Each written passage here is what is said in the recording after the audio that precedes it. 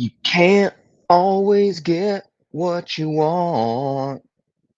You can't always get what you want. But if you try sometimes, you just might. You get what you need. All right. That's on my wife and I's parenting playlist. We have a parenting playlist of great songs. That we often go back to. Man, I wish I just had a list of them right here. She has a record of them, but I'm not- there's a Radiohead one in there. What is it? There's a Beck one. It's Nobody's Fault But My Own. That's a great one. There's a good Radiohead song. Oh man, there's so many great gems. But another to my mind is, Bowie. Changes. Turn and face the change. Um, to talk about this is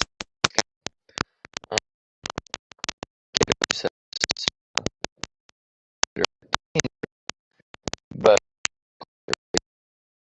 um, the couple isn't satisfaction. Can't get no satisfaction as it relates to being. It also relates to being, and it also relates to getting related to people. Um, I did a little video on my own channel about the other day. Okay, this live stream isn't going to be super long, so I might open this up earlier, and I'll try to be succinct with what I have to say. Some of this is tied to like the little corner navel gazing that's been happening lately, and some of the complaints that have happened. Primarily, I mean, it's the usual cast of characters. Um, whether to name, whether not to name. I mean, anybody who knows anything knows. I mean, it's Mark, Manuel, Jacob. Though they're not part of the corner anymore, but also part of the corner and complaining about the corner and whatever. But it makes me think when I made my video about difficult people, it's related to that, obviously, but it's also related to like I'm a difficult person. I often say that to my wife. Everyone is and is not a difficult person. Identity of identity and non-identity, and there are no solutions. There are only trade-offs. And Clem Snide, to be blessed is to be cursed as well. So a blessing is a curse. It just depends on how you're looking at it and how it manifests. You could think anything to be like, okay, let's say you're really physically beautiful and athletic and you're a professional athlete. Does that have negative side effects, things that you don't want? Yeah. What do you need? What is the line between wanting and needing? Do people really love you for you? I mean, this is a constant struggle famous, beautiful, famous people talk about. Do people love me for me, or do they just want to be famous? Do they just want money? Do they just want to come along beside me and get the benefits of whatever? Leadership, I think, is very often that same way. Leadership and authority. Who wants to be a leader? This is why a lot of times people will say you often want leaders who don't want to be leaders. Um, there's a great, I think it's a Tolkien quote. As an anarchist, there's a really great Tolkien quote. If you just like Google or internet search Tolkien on anarchy, this quote will come up because it talks about there's one from Lewis and there's one from Tolkien both. One of them talks about the benevolent dictator, where Lewis says, the benevolent dictator, the robber baron will at some point, when they get what they want, when they've robbed you, they'll leave you alone once they've gotten what they want.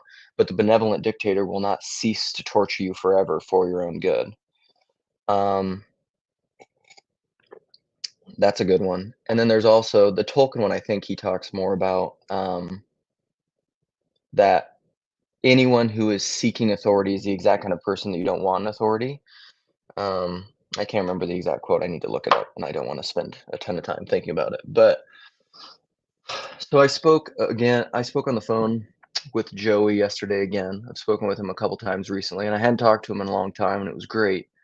And I really love and value Joey and his wisdom. I miss him in this little corner, if I'm quite honest. But I completely respect and honor and see the wisdom in his desire to not be here. And he said it's really good for him, and that's great. And this is related, although not related. This isn't meant to like challenge anything that was talked about with Joey because everybody lives their own life, and I'm not telling anyone, I'm not prescribing for anyone to do anything. I'm just talking about my thoughts and speaking my mind and saying what I think primarily for me, and I don't even know what's good for me, or my kids, which, man, we'll see what kind of this parenting does for my kids because the way that I am here and the way that I talk about things is the way that I talk to my kids, and they're often like, "What are you saying? What do you want me to do? What's happening?" So so my anti-structuralist stuff will see the fruit of that in my children, I guess, although they have a very structured mother. Praise God. So because every blessing is a curse, there is no right way necessarily. There is and there isn't. So is what you want good for you, and how does that relate to safetyism? This is the main idea that I was coming up with to stream and how it relates to Christianity. According to Christianity, I think this is true. According to Christianity, what is best for you is your death. I mean, seriously, I don't know how much time people really spend meditating on that. Your salvation is the death of the old man, the false man. So in a sense, it's your death. Nothing. If you seek to gain your life, you must lose it. And if you want to save your life, you will, like everything will be lost. That's the safetyism that I'm talking about. I think most of the problems of the modern world, I don't know, I came up with this idea. I don't even know if it's an idea somewhere else. Spell check thinks it's not a word. Well, so it's another Lukeism. It's probably been said. But safetyism is this idea that you're wanting to guard against what you don't want, right? Most people don't want to die. There's a fear of death. They don't want to be hurt. They don't want to suffer. Um, I don't want bad things. And so you guard against that. Is there wisdom in that? Sure, there's a wisdom of a kind, but there is also a hidden wisdom, a secret wisdom, a foolish wisdom, maybe a wisdom of the cross that seems like folly to the world that is perishing. But to those who are being saved, it's the wisdom and the glory of God. First Corinthians. And I put a verse in there. First Corinthians First Corinthians is the book of the Bible I know the best. It's the one that I studied with the MacArthur study method back when I was more of a fundamentalist evangelical. I just read through it every day, nonstop, highlighted it, diagrammed it, did biblical arcing for like a month. Um, I should go back and just read it through again sometimes, just see the depths that are there. But it got thoroughly into me in all kinds of unconscious ways. And that whole book just like is fantastic. It's hugely formed me. And so the wisdom of the cross is folly, but it culminates somewhat in 1 Corinthians 15:22, whereas like for as in Adam all die, all will be made alive in Christ. The way that God has redeemed the world in Christ is that he has subjected everything to futility and death. That is the victory of Christ. The cross is futility and death. This is the tree of life. Um, and I think very often in all of our safetyism and in all of our good intentions, we try to guard to that thing.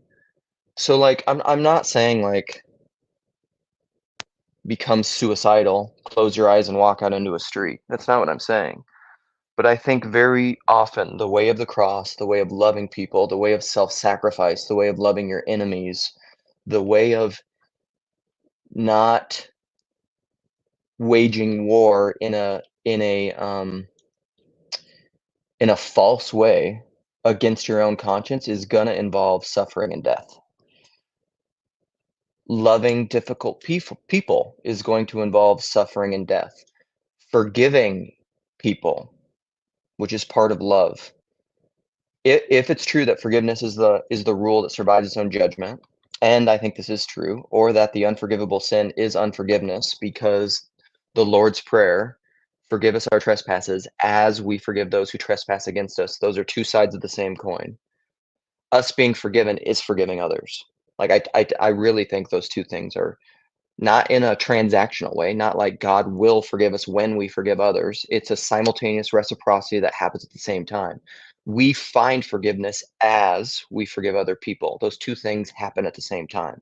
We understand what it is to be forgiven, to receive the grace of God as we forgive other people. I mean, can you honestly think of something that's harder? Think of the worst that you've been wounded, your safetyism, your fears, the worst that someone has ever wounded you, and you have to forgive them. Honestly, I think a lot of the drama in this little corner and people's complaints about all this and trying to define things and work things out and people wanting to quit and they went out from you because they were not of you is because people do not get what they want. And 1 Corinthians 13, what is love? Love is not insisting on its own way. We insist on our own way because of what we want, and then we don't get what we want. James also says this, what causes fights and quarrels among you? Is it not this? You want and do not have, and so you fight and you quarrel. When you don't get what you want, what do you do? Do you get resentful and bitter and break communion with people? Or do you forgive and die to yourself and learn to agape the other person and whatever they're saying and whatever they want into being, even if they're wrong? Again, are you playing this either or objectivist game where I'm right, you're wrong, and what you want, safetyism, is against me and my good? I don't know. I think we live in this world of and these are all things that we know but we don't know because we because we live in contrast to these things. Like how what Jordan Peterson said about resentment, all of us in this little corner know and have heard. But then do we become resentful? In this little corner, when people don't do what we want, do we resent them? So then I say, what the fuck are we doing here? This is often what I say. My buddy Jason says this all the time when it comes to the Bible or when it comes to anything, any assertion you have. What Jordan Peterson says about resentment, let's just take that as an example. Do you do you believe that? Then as my dad said growing up, show me the money. Because this is the thing. I was always back to the father episode of Luke's live streams, uh, about men's work and whatever, all that stuff, which actually just became about talking about dads. Um, my growing up show, because believe it or not, I was a big idea person, imagining. I was a dreamer, a big dream. I had a many talk big game. And then you can see that was a really harsh thing, it was a really unloving thing. And in a way,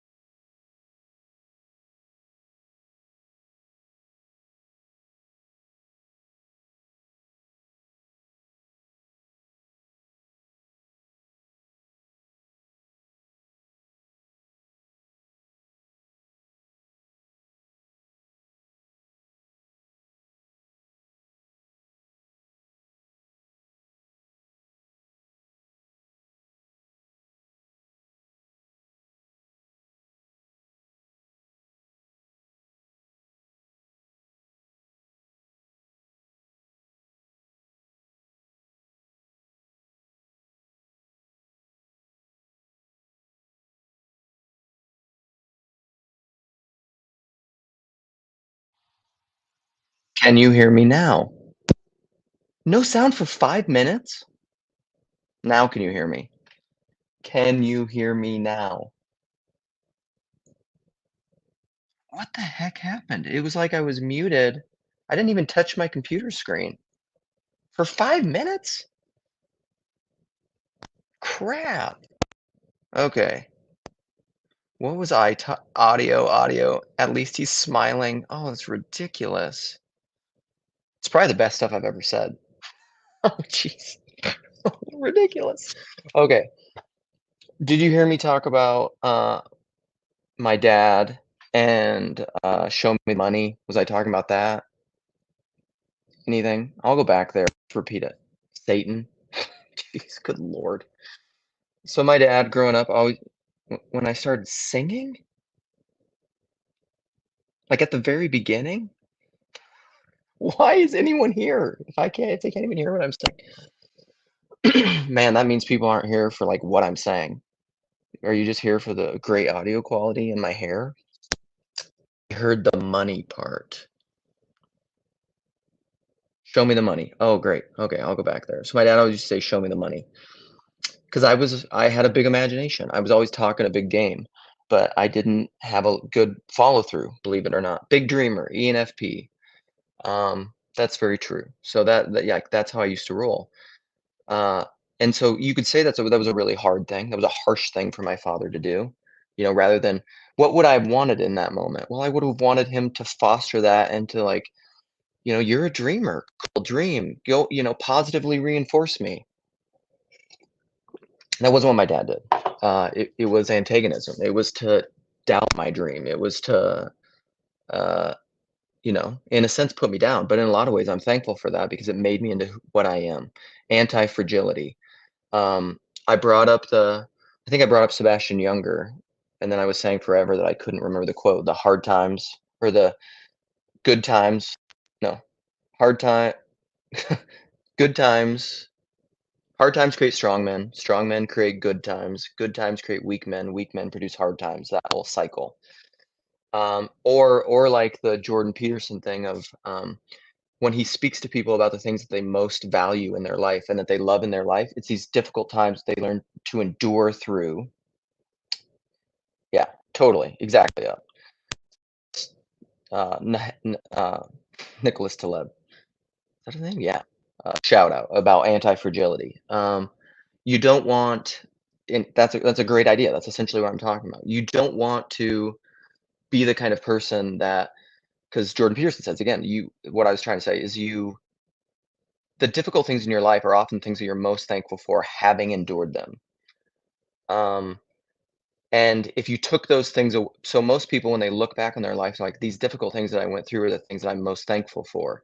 If you seek to constantly eliminate the difficult things from your life and the things that are against your well-being or your safety or your whatever, you're going to you're going to take away all the things about your that produce character, that produce endurance, that produce love, that produce strength, weight training.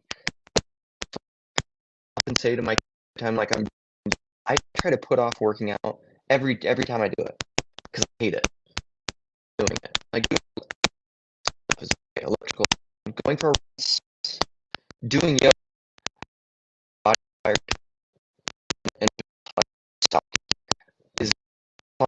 I hate it. Absolutely hate it.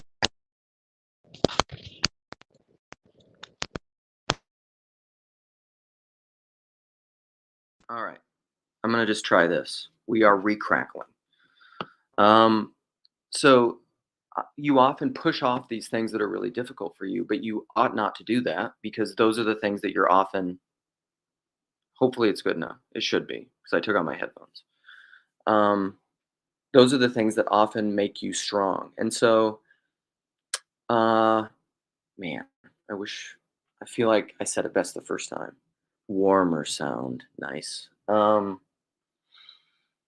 Okay, I'm gonna open this up because I'm not gonna have a lot of time here this morning.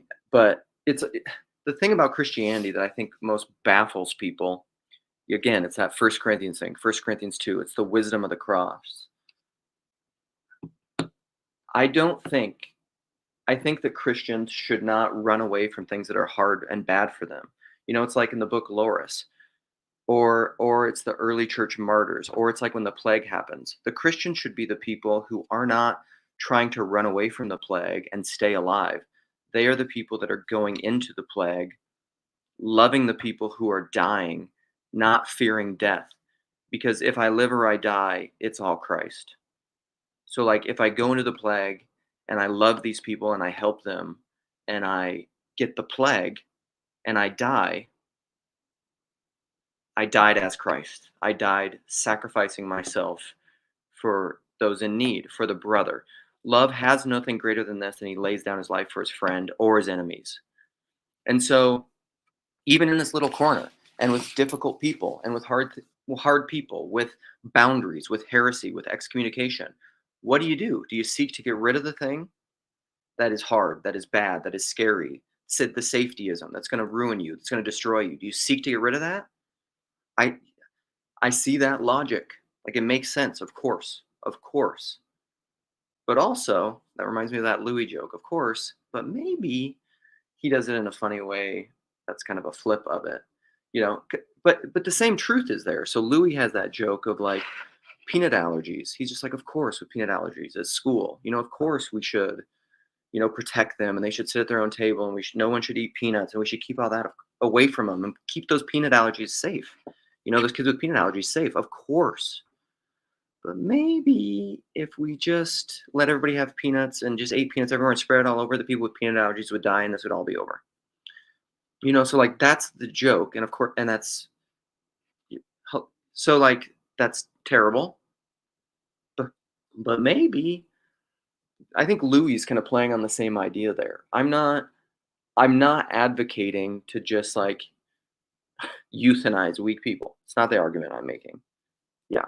Now he's stealing Louis C.K. bits. I credited him, Grim. Jeez. Um, I think, I think, I think Christianity is antithetical. Is completely opposite to the safetyism that seeks to protect you from death. And I put in there. I need to go back and watch it, but there's a Peter Rollins fundamentalist podcast on the death drive, which is essentially this Freudian idea that is the opposite to the safetyism that tries to avoid death and bad things. The death drive is a thing that just runs to that. And what is that in us? Um, I think it's the part of us that knows that, again, transhumanism. What is that? Fear of death. We're going to use technology to escape death. I think that's a lie. I think that's a satanic lie. Like, what is the transhumanism of this little corner? How are we trying, what psychotechnologies and language and mechanisms are we trying? Here's the thing. Should we be so scared of the death of this little corner? That very fear may be the thing that destroys this little corner. That's what I would say. Uh, if it dies, it dies. I'm not that worried about it. Because then I'll just like the spirit moves where it will. You cannot control it. You can't control it. Um, okay, I'm gonna go back and read some of these comments here. I'm really sorry about the audio with this. I think I just need to stop trying to use my damn Bluetooth headphones because they're terrible. But I think I've been getting some pushback in the comments, which is fantastic. Because if I didn't like the pushback of this, everything that I'm saying would be a lie. Huh? Right? All right. These are luxury beliefs, maybe. I think I saw that in there. Mandy. I think Mandy's, I love Mandy. So let's see. We're here for the relational. Thank you, Neil. Uh okay. I'm just gonna skip where all the audio crap was. Um Loud and clear in the stratosphere. Okay. Show me the money. Yeah, my dad. Show me the money. We got it. The Simpson looking icon behind you. That is this thing. That is my daughter doing a like cut out pieces of uh, construction paper. She's making a picture of herself as an old lady. That's what that was, that she did a number of years ago, and it's a great piece of art. There's also this one over here. It's a little bird. It's probably hard to see, but he's kind of like wobbling, looking like he's doing this. And I call it the tipsy bird, the tipsy. It's like a baby bird looking thing.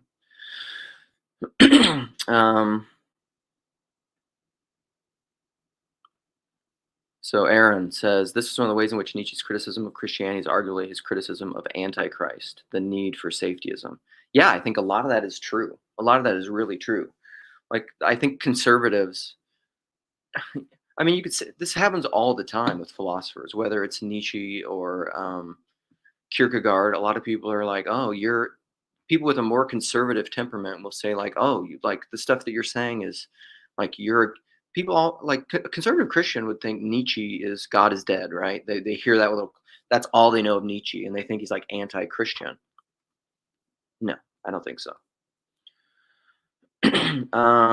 For the replays, yeah. Oh my goodness.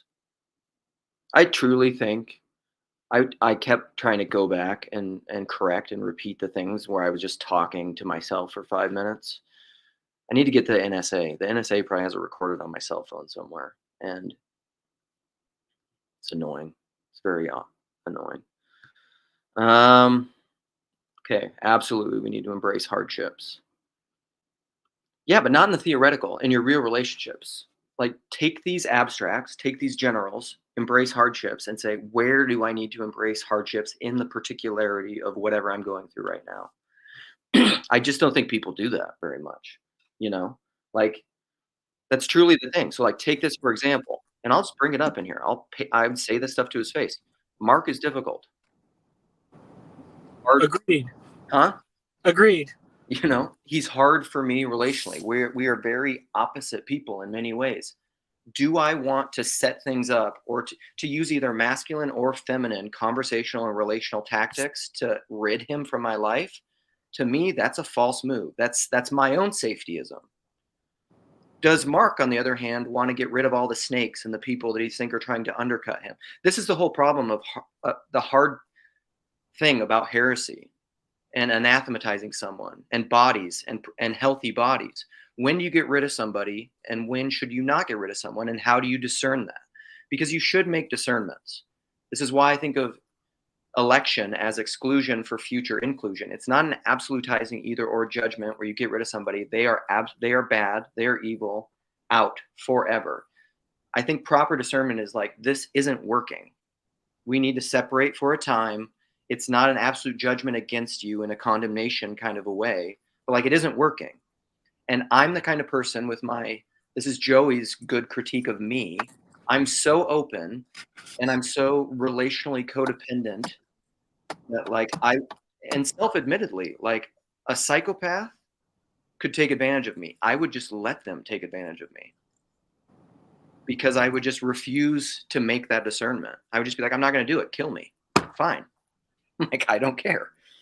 You know, that's my kind of extreme, I don't know, call it what you want. Extreme faith, extreme Christianity, stupidity. I don't know what you want to call it. But anyhow, Michael, what up? I'm going to keep reading comments. What do you have to say, my friend? Well, I just wanted to pop in and I don't know if you saw, because I left a comment when you were talking about all the fatherhood stuff or whatever the other day, because when PVK took the little clip from the other day when I was saying like, I just want the good friends that I want, like not to talk to the boring guys or whatever at the party, and and so people will start talking about that or whatever. So I just made a thing, and I made a video, and I tagged you in it. So I didn't know if you I don't think you. I'm assuming because I didn't get a comment that you hadn't had a chance to see it. But it was called like what I want my new friends to know about me, and it was really, and it was me.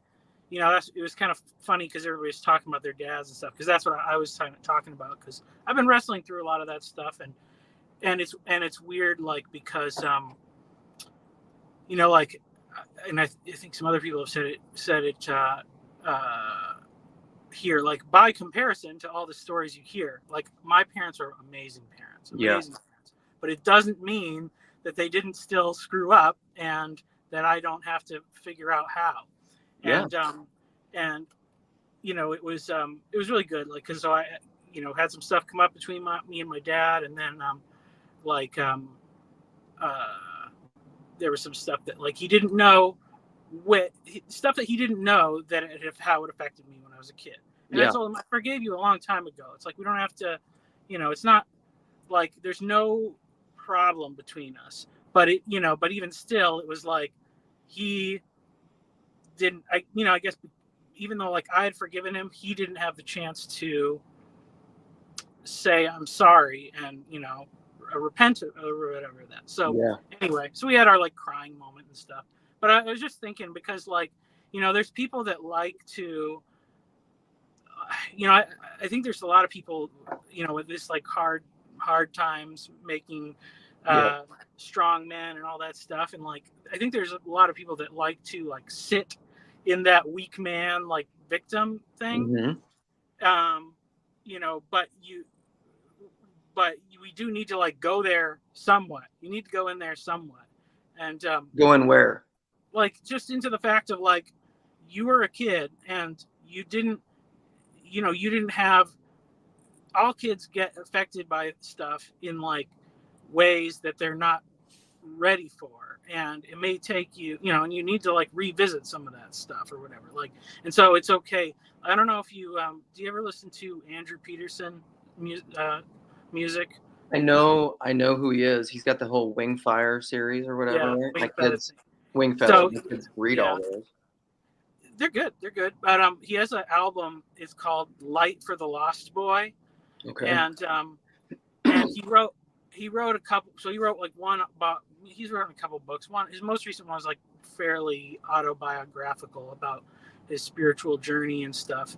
And like uh he wrote a song that was after he read like the book The Yearling, which is really just about like a kid having to grow up, and like his dad is not like his dad's like the best intentions guy. He just physically is like has some weakness, and it's an amazing book because it's like the best one of the best father figures I think I've seen.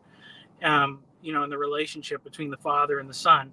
But basically, it's just like you got to go. It's okay to like the kid had to grow up and like be the tough man and all that stuff, but we we need to take a minute sometimes to like pause and go back and weep for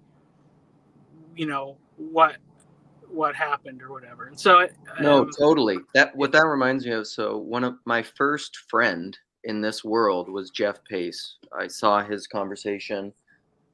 I think it was, I mean, really early pre-BOM conversation with Paul. I think they talk about C.S. Lewis or something. I don't know. Jeff's had a few combos, and he was around a lot more in the early days. He still keeps up, I think, a little bit, but we used to talk a ton. We don't talk as much anymore. And I was essentially, so whatever. My last live stream, I talk about how much I love my dad and I'm thankful for him. But there were a lot of times in my life, I would say for, I don't know, half of my adult life or so, I struggled with my dad a lot. I very much was mourning the father that I never had, or the father that I wanted him to be, because it was that. My dad always used to say, this is a way I introduced my dad to people. He'd be like, "Who sired you, boy?" Because he was a cattle rancher, and he's just like, essentially like, "Where the hell did you come from to sire a calf?" And because I am weird. Like both of my parents are not intuitives. Like both of them are fairly conservative, like not open to ideas in general, conservative in every way. I grew up in rural Western South Dakota, which is just a conservative culture. I grew up really, I like philosophy and stuff like that. I mean, I didn't even know that until I was older, but like I'm a weirdo. I'm a very weird person for where I grew up. And so he was just like, what the heck? I'm sure my dad for most of his life was just like, who the hell is this kid? Like, how did this happen? Why? Like, why is this my child? Where did he come from? So he didn't like, my dad wasn't the dad who just like saw my gifts. Like even my parents to this day, I don't like, they rarely, if I don't know that my parents have ever said like good job to me about like anything that I've done, or like or like told me a strength that I have. Like the way that and this, I mean, this is a lot of the safetyism and fear. A lot of their love for me was all rooted in like fear, especially my mom with like a lot of anxiety. They were like, we will criticize the things you've done wrong to like guard you from the bad, but they were never fostering the good, essentially. Yeah. And I remember talking to Jeff about that, and then just feeling bad. This is like when I was kind of coming around, probably, and not resenting my parents, but appreciating the good ways, that because that's just love. It's just love from fear, I guess. And Jeff told me, and this was a really helpful thing. He's like, it's okay for you to mourn and to be sad about your father not being the things that you want him to be. Like, that's a fine thing. That doesn't mean that you have to resent him or not appreciate him for who he is and was. And that was a really, I don't know, that just like that was kind of like the feminine that gave me the space to like actually deal with that, to not be in denial that that's something I was feeling, Yeah. and I think that you have to do that. I think that's true. And saying, I'm like, I wonder if you're you're probably not really weird, but like wherever those like things came from, like in that culture and whatever, they probably just got stomped out a lot quicker. Like, you know what I mean? Because it's like, there's something that happens when you're 5 or something, and then you're just like, well, you're like, I can't ever talk about that again, and like, so I think it's like those are the things that's why you need some of that stuff, because like it's, I read the Richard Rohr book after I heard John Van Donk talk about it. Mm-hmm. And I was always like, don't hear.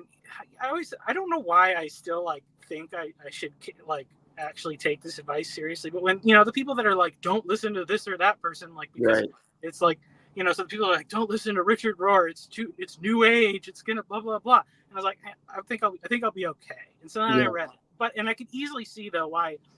Like, it's the sort of thing where a lot of guys could just like park out there and just be like, latch on to Richard Rohr and like, Richard Rohr is my father now, and then just stay in that place. And it may be good. It may be good for some people if that helps them to bring other people, but I don't think it's probably a place most people can stay in perpetuity.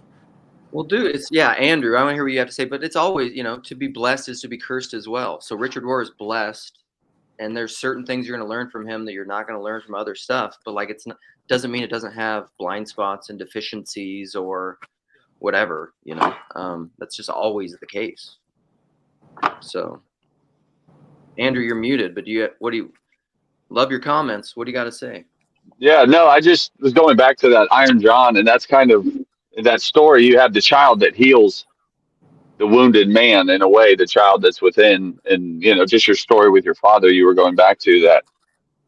I mean, it's almost like you're the healing, but almost the symbolic system he can't break out of or see. It's almost like that constantly, and I think that's, as men, we're constantly trying to heal the wounds of our fathers, but we never get that recognition in a way. But sometimes we get it in other men, and that's what kind of leads us to them. But I don't know.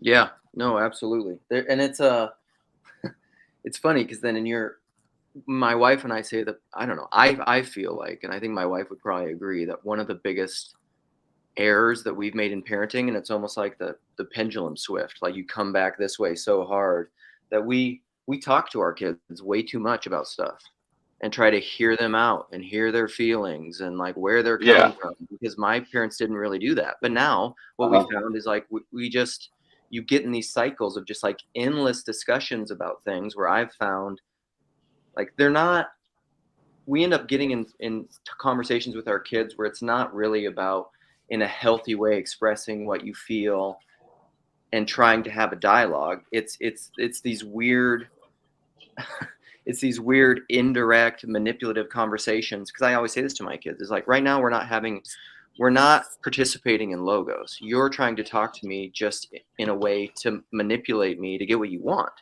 And that's not the purpose of language. The purpose of language isn't to manipulate the other person to get them to do what you want. And so, and I don't know, we get into a lot of those cycles. And so like, in a sense, we've almost like swung back. It's not a complete, like, because I said so thing, but it is that. Like I tell my kids all the time, you are not submitted to my ability to reason out to you why I want you to do X or Y. You're submitted to me. Again, it's a personal thing. Like if it doesn't ultimately at the end of the day matter that it doesn't make sense to you. And yes, could I be wrong? Sure, but I'm your father. So like, it's the way But I it is. mean, too, doesn't that seem like that's what happens with all teenagers, and that's why they then reject and get somewhat of they get that enjoyment to push back against that system that's been laid upon them in a way, like that they're breaking out of this form of being they once knew, but to get a whole new structure and way of seeing, but that's very chaotic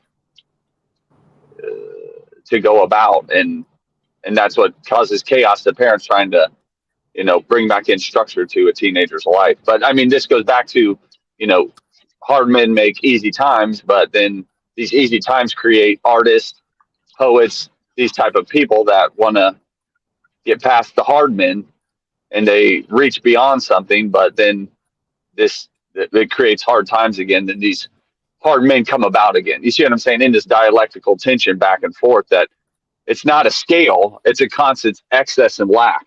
There's not a balancing act. And that's where I think sometimes people try to navigate. They think it is this balancing act. And that's where I see with Freud and the death drive, like you're bringing up, it is this almost crashing of the system to almost kickstart the system again to get it going, because it needs that almost. And that's where I think religion and philosophy have a hard time dealing with that kickstart, that this system crashing thing that takes place when people who come up with a whole new language. That's why I like your live streams, because you have this whole new language and people are like, what the hell are you doing? But then as you stick with it, those pieces start to mold together, and it creates something new. But again, a parallax shift takes place. But go ahead. Yeah, no, hopefully. I mean, I hope that's what I'm doing. So there's a question here. How do you teach your children to embrace suffering? So I have a hard, I don't know. I tend to be more extreme probably than most people. So like this whole week in Minneapolis, it's been, I think basically this whole week, or at least 4 of the days, it's been about 0 degrees. So my kids go to school at a walkable distance. It's pretty close. It's like a few blocks. But it's been like 0. And so normally, this is where it's hard. There's all these cultural tensions. Like I would make them walk to school if it were just me. If I were a single parent and there weren't other people around, because we have this really nice neighbor, but I think of it as like a well-intended, a little bit of a malevolent mother, where like if he's out seeing them, he'll stop and offer to give them rides. Because sometimes we've had them walk to school before, but then people who they kind of know will stop to give them a ride because they're just like, it's cold, and they're well-intended people. But then also at the same time, we've told our kids, I mean, you're trying to prevent against, we say like tricky adults instead of like bad adults or something, because that can happen. Like somebody that could just like pick you up and kidnap you, and then you're just gone. And so, you don't trust strangers. You shouldn't get into cars with strangers, or even people that you kind of know, like you get in cars with your grandparents or with me. So we don't really want them to get into cars with other people. And really, it's like 2 blocks, because essentially that's it to answer this question. If you prepare yourself, if you wear like a face mask and a hat and gloves, it's like 2.5 blocks. Like you're going to be fine. Even if it was like -20, you're going to be fine. You're not going to die, and like you're usually walking in pairs or something anyhow. And so like it's not the end of the world. That's the kind of thing that you should readily just do to just essentially not be a weakling in the world. Like, that's not that big of a challenge, you know? But it's hard because people nowadays, again, because we live in a society of kind of like coddling, you know, the coddling of the American mind or whatever, the coddling of the American body, that book. People are so soft-hearted or whatever and well-intended that like they just can't imagine a kid walking 2 blocks to school in 0 degrees. Well, kids, like the guy that lived in this house when we grew up, he used to walk like completely across. I mean, where they went to school, where he went to high school, was probably like 3 miles away. And they would walk to school, back for lunch, back again, and then after school, year round, all the time. No one was giving them rides. Minnesota winters, you know, it's just like, that's just what they did. And so, like, I don't know. I often find that it's a balance. I really try. I mean, I try to model that stuff. You know, I try to.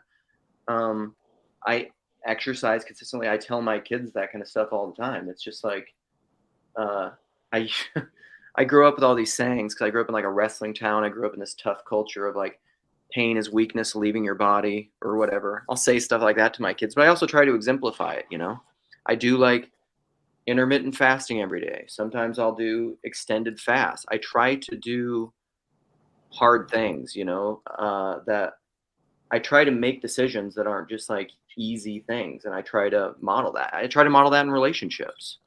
You know, I don't just avoid people that are difficult, you know. I don't know. No, I mean, it reminds me of that. Have you seen Shane Gill's last comedic thing? Or I don't know if his last one, but he says, he goes, if you want to get people to respect the transgender community, he goes, if you just had a really good football team of transgender people, then and they came and like beat Alabama, then everybody be like, oh man, those are some tough transgender, you know, like that type of saying that. Yeah, those are some tough It's guys. almost like Yeah. exactly, and yeah, it's almost like you got to live in both worlds. I think that's what Christianity does in a way. You know, it does that, extending yourself beyond the world, you know, and that's where I see the positive side of Christianity, that it reaches into, you know, African community, or like Paul says he went to, you know, South America and lived there, but that community changes him. That community changes the way he sees the world more than how much did he change them as much as they changed him? It's this interplay that is constantly going on. And that's almost where I see and if you're going, you know, to preach the gospel, how much more is the gospel?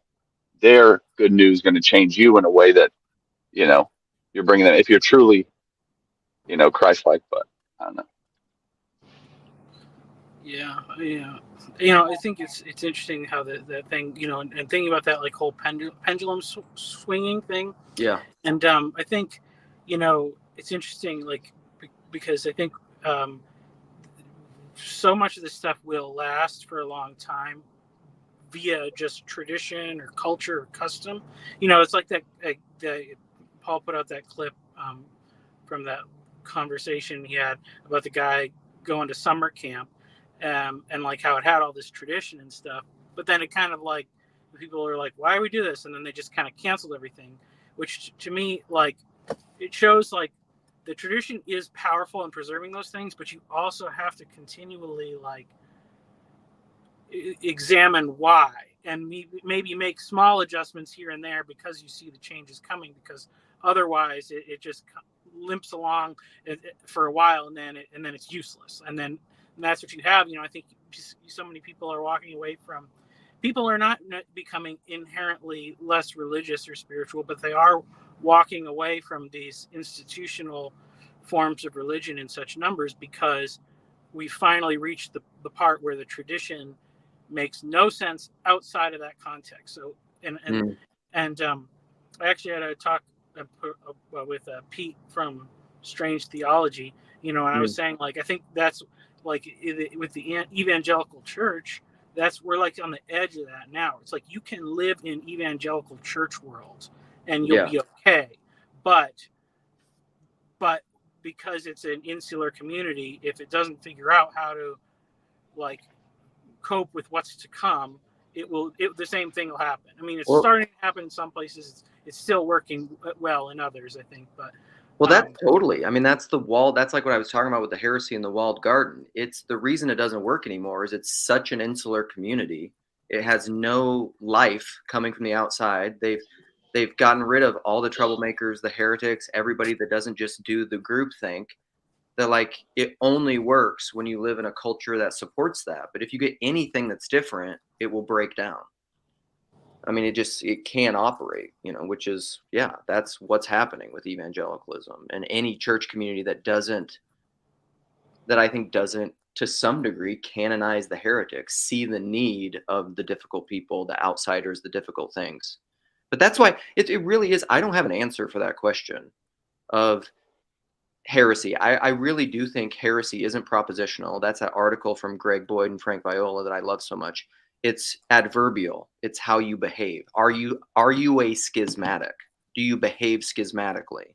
That's what a heretic is. But discerning when that is really, really hard because again, you will move. That safetyism will make you move to a place where you're creating this kind of dead insularity, and that's not what you want. Yeah, and that's I mean, I don't think so. Like my wife, I think she's a little fearful about like how, just this question of like how do we get our kids to like raise them and still love God, and so you know she wants to get like these like catechisms for kids and stuff, and I'm like, okay, no, let's just teach them the stories and let's just have them love the stories, but not turn the stories into morality, like and then like when they start asking those catechism questions, then we can like look at what those things have to say. But I think, you know, because that's the same thing is how in the religious way, it's with the heresy thing is how much of it is kids pretending they understand stuff, or if they don't, when they are, you know, open enough to ask a question, getting that door slammed in their face because they said something that was, you know, against the dogma. And so we really need to like foster that thing. But then on the other hand too, it's like it is interesting, like you do need those, I think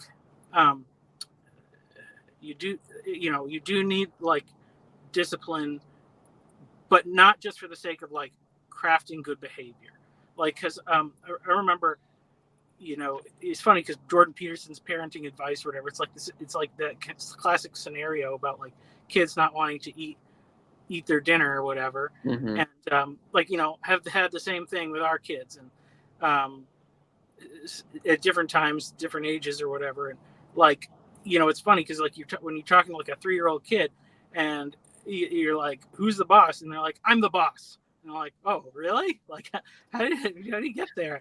Like I'm like, well, you know, we're gonna finish this dinner, like we're gonna do it, and just like I think it's the thing is that like kids, you know, find these, you know, it's not like I was trying to look intentionally for like when is it not like just about me wanting them to behave a certain way, but when is it them like actually trying to like test the boundaries of the relationship or whatever.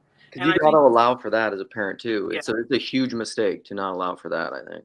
Yeah. And I think when, you know, and the thing is like when I found those, and I think the thing with the food thing is interesting because I think it goes back to Eden, you know. It's a perennial problem. It's one of my hardest problems. My two hardest things. Food rule.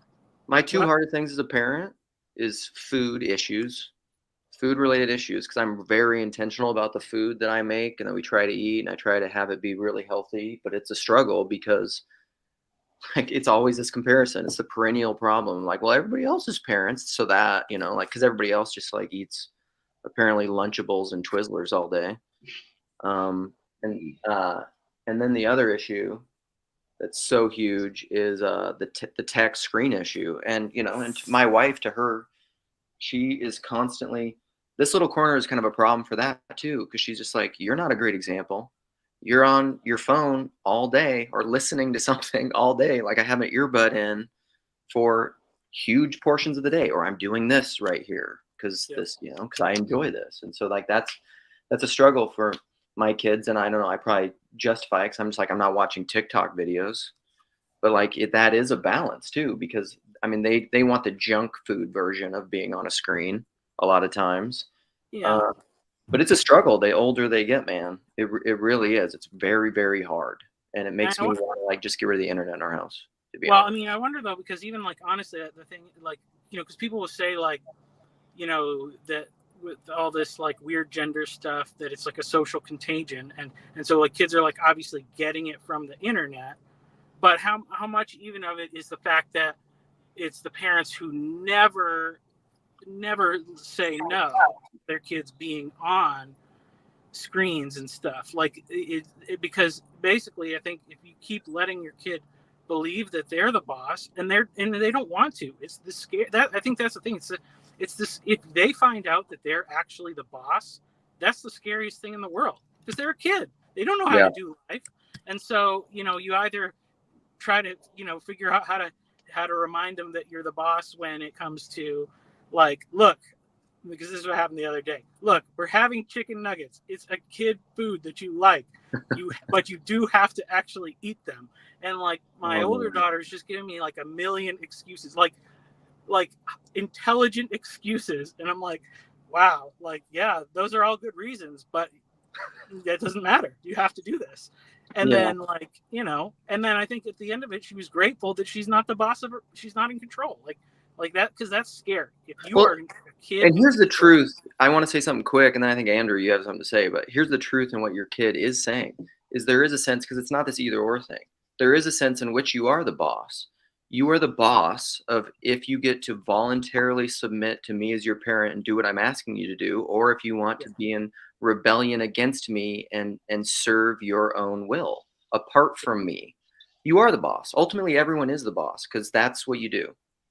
You do one of those two things. You either submit to the proper authority in your right discernment and to the loving authority, or you fight against it. So like in that sense, you are the boss. Right. But I mean, in that sense, so she's the boss of her will, but I'm the boss of my will. And my will as a father, I want to be extravagantly, like, I mean, when this thing happened, I feel like it was divine providence. I didn't get angry. I didn't raise my voice. I just sat with her for like over an hour, and we're like, okay, one more bite. And every time it's like, good job, and like, like encouraging her for when she's doing it right. But like, I think that's the way like God loves us. And, a lot of times he's given us a long leash, but then if he needs to, he's going to intervene miraculously if he needs to stop us or protect us or whatever. And so, Cassandra, I agree with you, but like I can't. This is what I say to my kids too. My mom would imply other adults don't love their kids. That's why those kids ate junk food and behave badly. That's what I'll often say to my kids. I'm just like, and I don't know, this is my own self-righteousness. I'll just be like, I'm sorry they don't have better parents. Sorry. I'm just like, or it's not so judgmentally and snarkily. I'm just like, different people have different priorities. They're probably awesome in ways that I'm not. I don't agree with them in the way that they handle their kids' diet, So, whatever. Did I ever tell my dad I'm the boss? No. No. That's just no way. Nope. I'd have been very scared to do that. Yeah, and then Gage says the food and tech issues will only get worse. Cannot be solved at the individual level directly, in my opinion. Resisting and giving in are in some sense the same. The malevolent spirit influences either way. Yeah, I mean that's how me and my wife feel all the time. We're like damned if we do, damned if we don't. It's just like such a, and then there's this. It's a huge tension. We just had this conversation yesterday of, it's like, I think of it as like how to be in the world, but not of the world. How do you exist in this world that it's the adronym or an adramist, right? Swimming against the stream. How do you live in this world that seems, because America is just like mammon, consumerism, mindless participation in the machine. That's what largely America feels like. And I hate everything about that. and that's just like the culture, and I feel like, and with kids, it's very, very hard to fight against. It is, Well, can I jump in and just say Yes. that I think you're exactly right, that either way you go, whatever way you go, like, and that's where I love your Pete Rollins stuff, is because that's what, Rollins points to, psychoanalysis, is that Yeah. something is going to get pushed down, something is going to get repressed, something is going into the unconscious. And in that unconscious will always return in a symptom. So even if you have the most orthodox way, and the heretic says something, they're pointing towards a symptom that something is missing in your set. The whole structure has a gap, has a lack, like you're always saying. And in that lack, but it's not to, if you push and keep repressing that, where that unconscious is telling you a truth. The ego constantly seeks out knowledge, but meaning is made in truth. Truth made and meaning is made. And that's the realm we live in as humans. And that's where the unconscious comes to give us that Yes. piece. And that's where I think, like, your orthodox, the heretic has a symptom to orthodoxy that is saying something. And I don't know, have you ever listened to Brad Jersak? Yeah. He's an orthodox guy. Like, he points to that. He says heresy was not something, I mean, in early church that you get burned at. It was just like, no, that's not orthodoxy. We're not against, but it wasn't like you're totally cast out of, you still are, like, you still can come and talk and have that. And that's where Yeah. We're hearing you. appreciate about Paul is that he kind of doesn't take that. He leaves it open to the group and love to move. Where and I think a lot of people are pumped to that sometimes because they want you have to set up the signifier, you have to set up the symbolism, and then that's where we move from there. That's the world we're going to see from. And I think that's right to some degree, but something still will be repressed, and that's where Rollins comes in and says a symptom will always arise. And that symptom is to actually heal us. And I think that's where Paul, he kind of is constantly pointing at those things. But that's where I appreciate his, kind of Rollins stuff in a way, but he probably wouldn't say that. Yeah, no, I agree. In this little corner, we should not exercise the shadow. That's a false conservative impulse that I think is very dangerous. Because then again, I think then what this thing was the antidote for becomes the thing that everyone was escaping. And that's I don't want to see that happen. Chad, what up, my brother? What's up, guys? I got about 10 minutes, by the way, guys, so I might bolt, but you guys can keep rolling. That mention of the symptom is huge. I mean, in April 1939, a book was published called Alcoholics Anonymous, and that's basically the entire piece of literature that they have, and that's what they focus on. And but when you're talking about this boss business, I brought up that I wanted to say it's good to discuss, I think, and explore with maybe your family or kids or whatever on the topic of what is freedom, what that really means. Yes. And what I've come to is the idea is there's a big difference between being free and being in freedom. And if you're able to discuss that in a way that's meaningful and useful, you could see that free is chaos, and it really only causes pain. Unrestrained freedom, yeah. Well, freedom happens in a domain. That's the the True suffix freedom. there, and so when I'm talking about that, I'm referring to the domain is something like contingent on principles, and so you can either be operating on self-centered principles, which are chaotic, or you can be operating within a multiplicity, which is more of an order. Of course, that can get crazy too, but even then, that's not freedom. So that's all I want to say. Have a good day, guys. See you, Chad. I got a video. Go watch it. Bye. Okay. So Gage says non-confessional space helps to redeem the proper confessional space, perhaps. Yeah, because it's always that tension. I think that's what Chad was saying too, with like freedom and constraint. Is you got freedom needs to be bound, the container, by love, which is a giving up of itself. Because otherwise Christ becomes Antichrist. That's always the thing that happens after, is like the solution. That's Orwell. It's the same thing. Doublespeak. Antichrist. It's the same thing. Freedom becomes bondage. Slavery is freedom, and you flip everything. Safety, safety is slavery. Like, and it's whatever,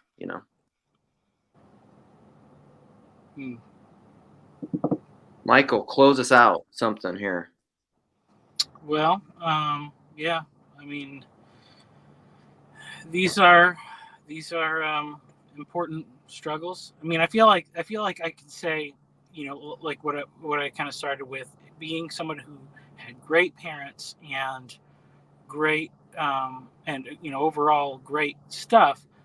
I feel like I did experience a lot of these kind of traumas, but like in a microcosm, and I think that's the way it should be. You should, and that's that's part of the rough part about being a dad is I realized like it's my responsibility to let the kids suffer, not my wife's. I agree, more so. That's the tension of the dad. And so I should, but if I can figure out how to do it in the right place, the right moments and the right times, hopefully you can maximize the blessing and the love that they get from it, and it'll be not permanent damage or whatever. I mean, I think it's right. Richard Rohr talks about that, these three boxes of like order, chaos, or order, disorder, reorder. And he talks about that culturally, or even in a family. Like it's best to start out in the box of order, of structure, of some sort of boundaries as a kid. It's even like you see it in the trivium, like grammar, logic, rhetoric. You don't start them in like the rhetoric poetic. I mean, you can. There's some mythical things, but you also teach them this very like ordered, structured thing, sing-songy structures, and then logic, like really intense structure. But then you learn to move outside of that into this new poetic kind of reordering of the structure, so you're not bound in the dead structure. All right, guys. Well, let's see. I'm going to read a few comments here, and then I'm going to go. So I agree with this too. If you are so open with your kids, you risk losing that confessional space with them. I just don't. Yeah, I mean, I think some of that is intrinsic in the nature of your embodied reality. Like we live in a house, we have a family. Me and my wife are together. We have grandparents. We have schools. There's all these built-in structures that are providing a lot of stability for the kids. But I'm very open with them intellectually and confessionally. Like even someone, here's a point I want to make, an illustration. I'm gonna have to cut myself off or I'll go forever. But someone was talking to me the other day. It was a local buddy who doesn't have kids yet, and he was saying he's leery of sending his kids to a school where there's kind of whatever you want to call it, like trans or LGBTQ indoctrination or whatever. And I said, I don't. It's kind of a non-issue for my kids. Like I'm really so open with my kids. I'm not like really anti with that or anything, but like it's gotten to the point where like, again, that is the new confessional boundary. Like I go to my son's high school, like LGBTQ propaganda may as well be the wallpaper. Like it's so plastered all over everything that like very naturally, again, within that culture, the conservative kids will just parrot the propaganda, but the kids who are a little bit independent and think for themselves will just be like, they will naturally question that thing that's just been shoved down their throat that you can't question, in the same way that kids that grew up in a traditional church environment will question that stuff. I'm not really worried about it. Like that stuff will all come out with the water. Like it's kind of a non-issue, you're just somewhat, you got to let things be, which is kind of a theme of this whole thing. I agree, Lance. These are, I don't know, dad talks, family talks. I try to keep it. It's a very notes from a tilt-a-whirl thing. I like philosophy. I like big ideas. But like if it doesn't circle back to the very intimate, practical, personal, relational family, like if it doesn't have legs, if it's just ideas, again, that's why like in this corner, the personal aspect has always been important to me. I get to know Michael. We talk about our families. We talk about our fathers. I start to know you as a person, not just what you think about politics or theology. Sure, we talk about that stuff, but like that's not the PVK corner of the corner has always been about people. It's not an idea group. It's not just like who has the right ideas. That's not what this corner, that's not what this is about for me. All right. I think I want to end there. Sound good? Yeah. Andrew Peterson, go check it out. Yeah, I need to check. I'll listen to some of his music. I'll do that today. There's a promise. The Ballad of Jodie Baxter is like that's the song. It's because Jodie Baxter is the main character in The Yearling, but it's a great song. It's like his life and the book, kind of like he's talking to the character from the book when he's grown up. So it's pretty cool. The Ballad of Jodie Baxter. Okay, I'll listen to it right when I get out of here. All right. Thanks everybody for coming. Thanks, Michael. Yeah. Thanks, Andrew. Peace. Bye-bye.